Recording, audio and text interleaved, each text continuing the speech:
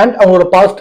நிறைய நயன்தாரா ஃபேன்ஸ் எல்லாருமே நிறைய பேர் வந்து அவங்களை பத்தி புகழ்ந்து பேசும்போதும் அவங்களை வர்ஷிப் பண்ணும்போதும் அவங்களுக்கு பிடிக்காதவங்க சொல்ற ஒரே விஷயம் அவங்களோட பாஸ்ட்டை பற்றி பேசுவாங்க. நான் புதுசா சொல்றதுக்கு எதுவுமே இல்லை. அவங்க பாசம் தூக்கி ஓர வச்சுட்டு ஃப்ரெஷ்ஷா புதுசா ஒரு லைஃப் ஆரம்பிச்சிருக்காங்கல்ல.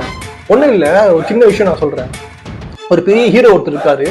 அவருக்கு வந்து ஒரு 3-4 லவ் ஃபெயிலியர் ஆகுது. 3-4 ஹீரோயின்ஸ் லவ் பண்றாரு, 3-4 பொண்ணு லவ் பண்றாரு. அவருக்கு வந்து லவ் ஃபெயிலியர் ஆகுது.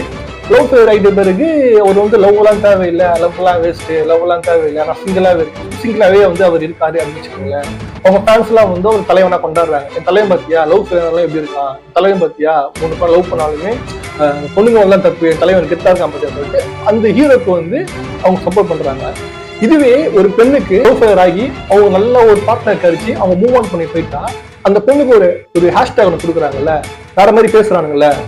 இதையே ஒரு பையனுக்கு பேச மாட்டானுங்க. அந்த பொண்ணோட கேரக்டரை வச்சு தப்பா பேசுற சமூகம் ஒரு ஆணுக்கு ஒரு 3-4 பேரை லவ் பண்ணா அந்த ஆணை மட்டும் என் தலைவனா ஒரு கெத்தா கொண்டாடுது.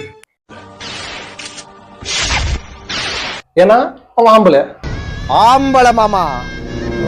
ரெண்டாவது